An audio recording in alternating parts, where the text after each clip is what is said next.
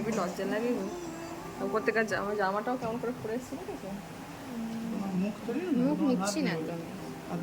আয়না দিয়ে তো দেখা যাবে সবই।